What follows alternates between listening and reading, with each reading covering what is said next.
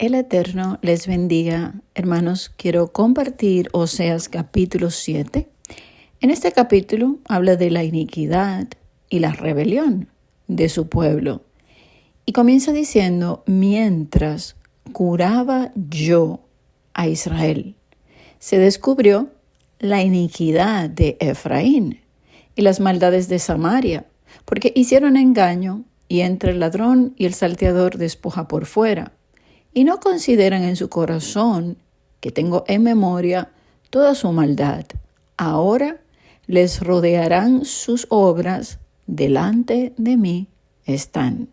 Vamos a ir analizando estos versos. Dice, cuando yo curaba o mientras estoy sanando, Rafa, Elohim Rafa, con mis palabras estoy restaurando a las tribus de Israel, es lo que dice. Entonces, mientras yo hago esto, se descubrió, que es la palabra galá, es desnudar algo para ver la vergüenza del pecado, la iniquidad revelada de los desvíos, la apostasía, la rebelión, los caminos torcidos, el espíritu de fornicación de Efraín, que es raza, pueblo, lengua, nación, o sea, doctrinas, ¿verdad? En todo el mundo. O sea, mientras nosotros como Israel somos sanados por su palabra, yo puedo ver el error de la religión cristiana donde yo estaba, que antes no lo veía porque estaba ahí. Lo que debe impulsarnos a seguir sanando por sus palabras, porque ellas nos lavan y nos limpian, y jamás volver atrás a la iniquidad, a los caminos torcidos donde está Efraín hoy, como ese hijo pródigo. Entonces, dice la Escritura que Efraín está ebrio del vino de la Babilonia y que por eso le viene ese castigo. Mas cuando tú eres restaurado como Israel, se te revela esa iniquidad, esas abominaciones, esas apostasías, y donde están todas estas doctrinas, y por eso dice las maldades de Samaria. Aquí se refiere a los hijos de Israel de las tribus del norte, o sea, la casa de Israel. En Ezequiel 16 vemos a los hijos de Israel, verso 53, donde él les dice, yo pues haré volver a sus cautivos, los cautivos de Sodoma, y de sus hijas, o sea, hablando de la casa de Judá o los judíos, y los cautivos de Samaria. Cautivo es que está fuera de su tierra. Y de sus hijas, y se refiere a Efraín, casa de Israel. Entonces vemos aquí Judá y Efraín como Sodoma y Samaria. ¿Y cuál fue la razón? Y es porque hicieron engaño. La palabra hicieron aquí es practicar engaño, que es Paal, hacer sistemáticamente y habitualmente, o sea, practicar el pecado es una evidencia que no se ha nacido de nuevo. Primera de Juan 3:9 dice, ninguno que es nacido de Elohim practica el pecado, porque la simiente de Elohim, Yeshua es la simiente, la palabra verdadera, la Torá, la ley, en la mente y en el corazón, permanece en él y no puede pecar porque es nacido de Elohim, o sea, nacido de nuevo. Fíjense que dice no practica, o sea, puede pecar, pero no es un hábito en su vida. Aquí, sin embargo, dice que Efraín practica el engaño. Pecado es transgresión de la ley. El que dice que no tiene que guardar la ley, entonces, sencillo, practica el pecado. Por esto Elohim dice, practican engaño. Y engaño es la palabra sheker, que es una falsedad o mentira o traición, algo que es vano. ¿Cómo lo hace? Predicando mentiras y vanidad. Entonces esto a la vez es traicionar. La traición es deslealtad, es un pecado. Si alguien cada domingo predica que la ley está abolida, que puedes hacer lo que quieras porque eres libre de la ley, esto es un engaño, es mentira y es falso. Y muchas otras cosas que falsamente se enseñan hoy, solamente para darle un ejemplo. Luego habla de robar, ser salteadores por dentro y por fuera. Hoy se roban muchas cosas a su pueblo. Una de ellas es su libertad, las palabras verdaderas, se les roba su paz, también dinero, a las ovejas con engaño, sutileza, entre muchas cosas. En el verso 2 dice, como que ellos ni piensan o consideran que Elohim recuerda, que Él está mirando y que Él tiene en memoria todo lo que están practicando, haciendo, hablando. Y ahora sus malas acciones, o sea, sus obras que son malas, les rodean. O sea, el fruto de sus obras es como una muralla que los está cercando, pero no para bien, sino para apartarlos de Elohim y quedar a la vez sitiados por el enemigo. Es como que su maldad les adorna y dice, yo lo veo todo. Porque Elohim observa todo el tiempo y aunque Él no haga nada, Él está en espera del tiempo preciso para actuar. En los versos del 3 al 7, no los voy a leer, le voy a explicar, ya que aquí nos está hablando de lo mismo, que en el pueblo hay maldad tanto del pueblo como de los líderes, que todos son adúlteros como un horno de fuego. También lo compara a una masa leudada. El leudo del trigo tiene que ver con el pecado, la hipocresía. Son burladores también, están enfermos del vino de la intoxicación de la Babilonia. Y dice que finalmente unos a otros se devoran y que no hay quien entre ellos clame a Elohim, porque ellos cantan, oran, predican. Pero el pecado ha hecho un muro de separación, donde, como ya leímos anteriormente, no hay conocimiento verdadero de Elohim. En el verso 16, al final del capítulo, explica que ellos sí volvieron.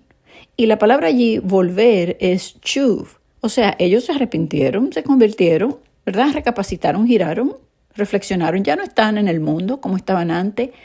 Y todo eso suena excelente.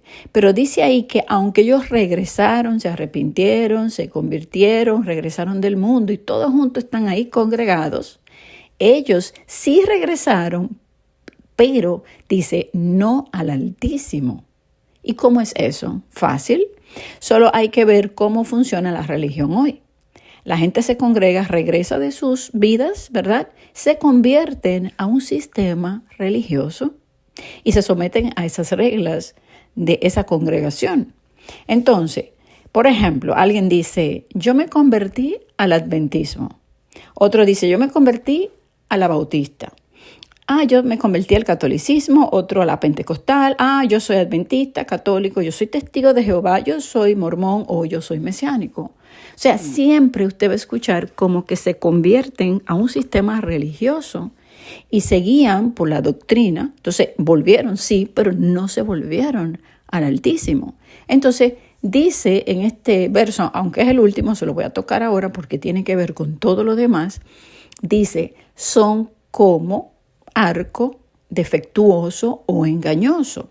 El arco es como para disparar y engañoso es remillá, es traición, negligencia, fraude, indolente.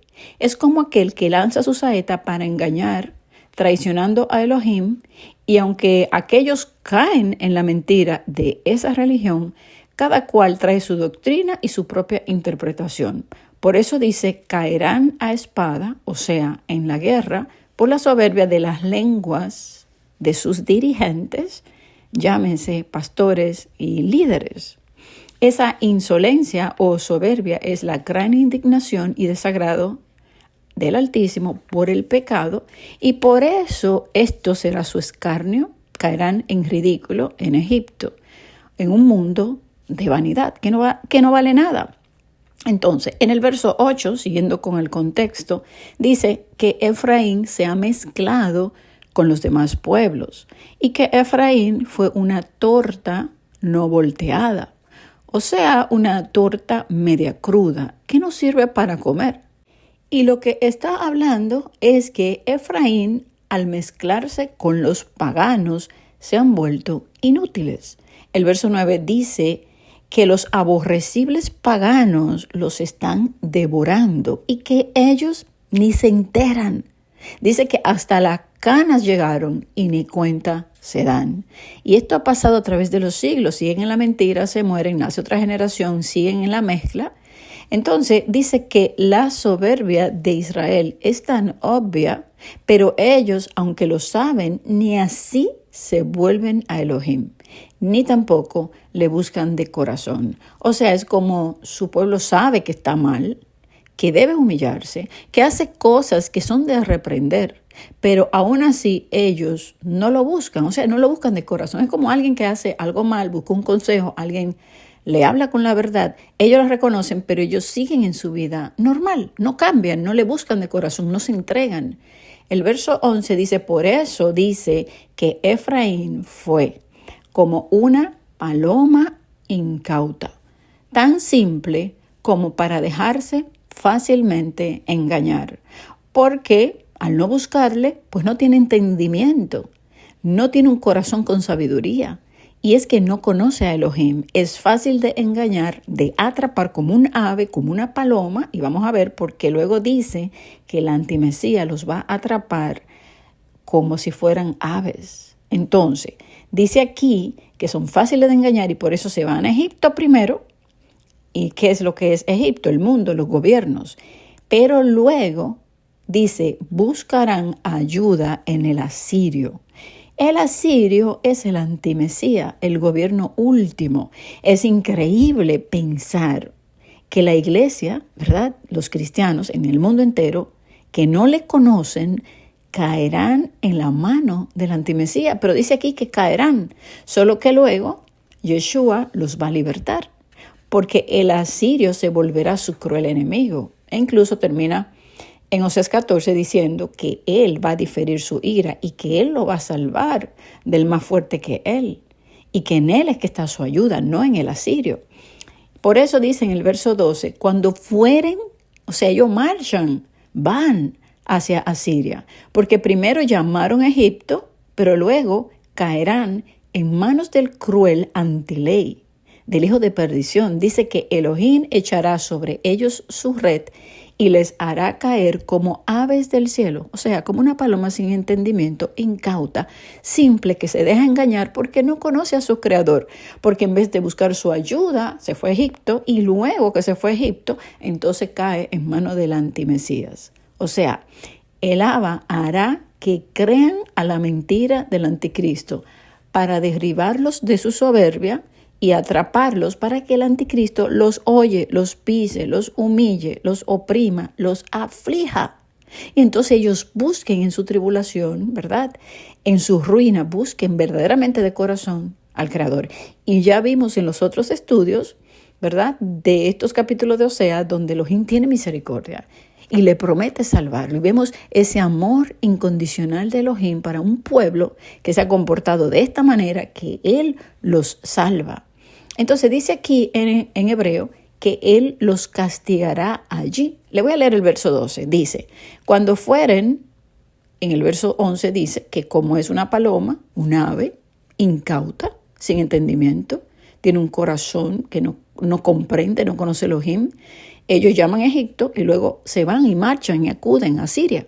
Entonces, cuando ellos fueren caminando hacia Siria, yo tenderé sobre ellos mi red, les haré caer como caen las palomas, las aves del cielo, y les castigaré conforme a lo que se ha anunciado en sus propias congregaciones.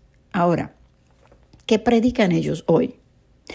Lo que va a hacer el anticristo, que va a perseguir, que va a matar, o sea, que va a perseguir siendo ellos mismos los perseguidos. También que se predica, ¿no? Que cuando venga el anticristo va a hacer morir al que no se someta. ¿Y qué harán ellos? Exactamente lo mismo. Ellos pensaban en su orgullo que no tenían pecado y que el juicio era para otros. Y ahora son ellos mismos que se encuentran en medio del fuego de la prueba. Ahí se les revela, ¿verdad? Porque empiezan a buscar a Elohim, que es el antimesía, cayeron en el engaño, porque el anticristo viene con engaño. La gente cree que es que él va a llegar con 2 cachos y con un sello en la mano. Venga, ¿qué tal el 666? No, no va a ser así. Para poder entender quién es el anticristo, hay que estar velando, buscando, pidiendo discernimiento. No, un engaño es un engaño. Algo que es un engaño no es algo que se ve a simple vista, es algo que tú tienes que discernir. Por eso es un engaño. Si fuera tan sencillo, pues entonces no fuera un engaño, fuera algo obvio, ¿verdad? Cuando tú eres engañado en algo, tú en el momento quedaste cautivo, tú creíste y luego tú dices, me engañaron. Ahí es que tú despiertas, después que ya tú caíste en la trampa, después que tú caíste como ave en la red, por ser insensato, por ser sin entendimiento. Y por eso es que Elohim está llamando hoy a su pueblo, que le busquen, que le conozcan, que se llenen de la palabra, que conozcan, que velen. Es para que no caigan en la red, pero como el pueblo persiste, ¿verdad? Y se rinde a los gobiernos y viene el antimesías y se rinde a ellos, él dice, ustedes se fueron para allá, ok, ahora ustedes van a caer.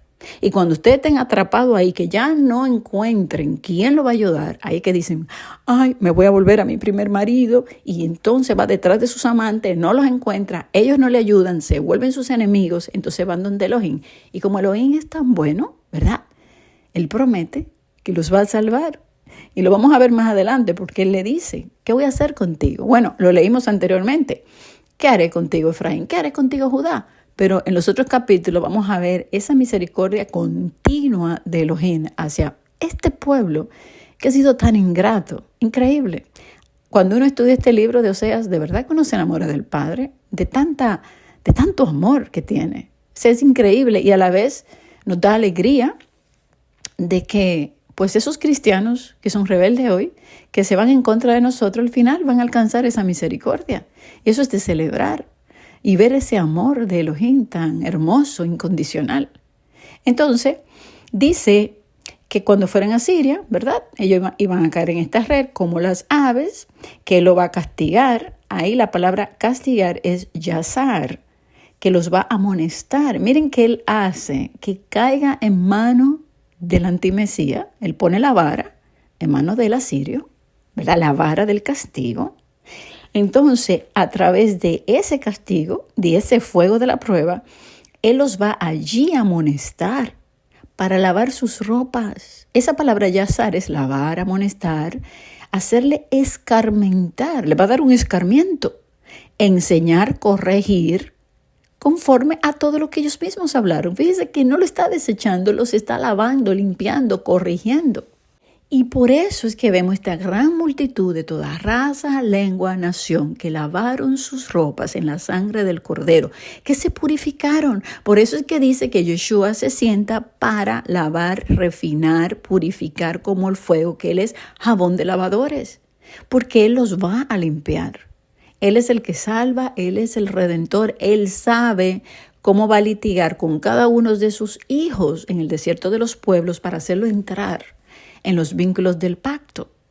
Y eso lo leemos en Ezequiel 20. Yo siempre lo menciono ese verso, pero es que ese verso es tan clave. ¿Por qué? Porque dice que el pueblo quiere ser como los paganos, como las demás naciones, que son ignorantes. Y Él dice, no va a ser así. Yo voy a reinar sobre ustedes. ¿Y saben qué? Gloria al Eterno por eso, que Él quiere reinar sobre nosotros para perdonar a este pueblo y lavarlos y pasarlo por el fuego. En el verso 13 dice, ay de ellos. Y aquí vemos un ay. En Apocalipsis hay 3 ay. 2 pasará a su pueblo y el último ay son las copas de la ira para los enemigos, lo cual su pueblo no va a pasar. El ay cae sobre Efraín porque se apartaron del que debieron llamar, pero llamaron a Egipto. Y luego debieron marchar y caminar de regreso al Abba, pero ¿qué hicieron? Marcharon y acudieron al asirio, lo cual no le va a ir bien porque van a caer en su red. Cayeron atrapados como aves en esta red o también como peces, ¿verdad? Que son recogidos todos juntos. Luego el verso 13 continúa diciendo, destrucción vendrá sobre ellos. Aquí la palabra destrucción es shot, asolamiento, como el asolador, el antimesías, opresión, furia, violencia. Y esto lo va a hacer este desolador. ¿Y cuál es la razón? Aquí dice, porque contra mí se rebelaron. Y aquí la palabra es Pachá, transgresores de la ley, apostataron, se separaron de la autoridad de justicia. Dice en la Reina Valera, yo los redimí, como algo que pasó, pero en el interlineal dice, yo los redimiría. O sea, yo pudiera rescatarlo de esto, salvarlo, libertarlo de esta situación, aunque en sí Él lo va a hacer, ya que son hijos de fe y Él los va a redimir, son hijos de la promesa, pero dice que la razón de esta asolación que les llega es porque finalmente los va a redimir, pero ellos hablaron mentira contra mí. Entonces tienen que pasar por esto para que yo pueda redimirlo y rescatarlo de mano del enemigo. Entonces, ¿cómo ellos hablaron mentira contra Elohim? Hablaron aquí, es la palabra, dabar, su palabra. Ellos aconsejaron mentiras, proclamaron, predicaron, publicaron en las redes, prometieron mentiras. Es la palabra kasaf, engañoso, fue falso lo que aconsejaron, predicaron, publicaron, las promesas fueron falsas. Esto hoy, ellos jamás aceptarían un mensaje como este. Jamás. Que sus publicaciones de miles de vistas y sus seguidores son falsos. Y que sus campañas de predicación donde fueron miles y miles también. Y que las doctrinas y los libros que escribieron y los años que estudiaron, que todo eso es mentira, que es engaño, que es falso. Y que aparte de eso, que esto es hablar en contra de la Torá, de la ley, de la verdad, en contra del mismo Yeshua, en contra de Elohim. Está fuerte eso, pero es verdad. El verso 14 dice, y no clamaron a mí con su corazón cuando gritaban sobre sus camas para el trigo y el mosto, se congregaron, se rebelaron contra mí. O sea, cuando le venía angustia por el trigo y el vino, o sea, cuando venía situaciones, escasez, hambre, lo que sea que viniera, ¿saben qué hacían? Se iban y se lamentaban. Ni así le buscaban de corazón, se congregaban, vamos a hacer un ayuno porque necesitamos dinero o porque hay una situación. En vez de buscarlo de todo corazón, lo que hacían era lamentarse en contra de él. Y él dice, eso es rebelión contra mí, porque ni siquiera se volvieron. Solamente se vieron ahí para lamentarse, para llorar. El verso 15, y aún así, aunque ellos hacían esto en sus congregaciones, dice Elohim, yo los enseñé y fortalecí sus brazos. Contra mí pensaron mal. Aquí la palabra enseñé es yazar. Yo los amonesté, los castigué y también le di fortaleza. O sea, Yeshua está ahí, tratando con un pueblo rebelde constantemente, lo pasa por situaciones difíciles, los reprende, los castiga, luego los guía, los fortalece de nuevo y ellos se fortalecen en la prueba, o sea, salen de ella, pero siguen pecando, no se vuelven a él.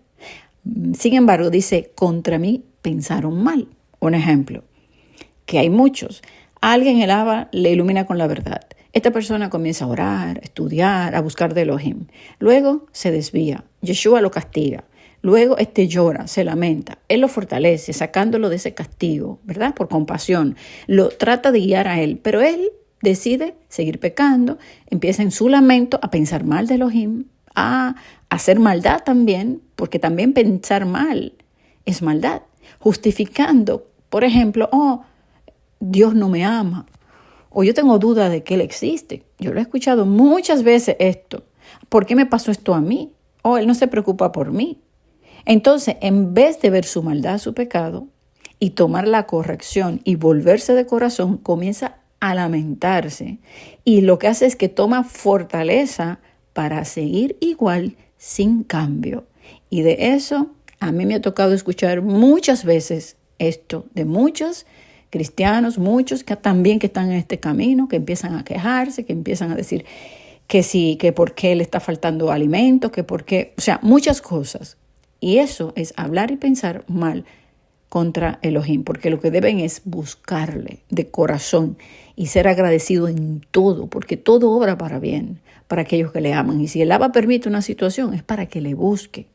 Entonces, por eso termina el verso 16, donde ya le había comentado que ellos se volvieron, ¿verdad?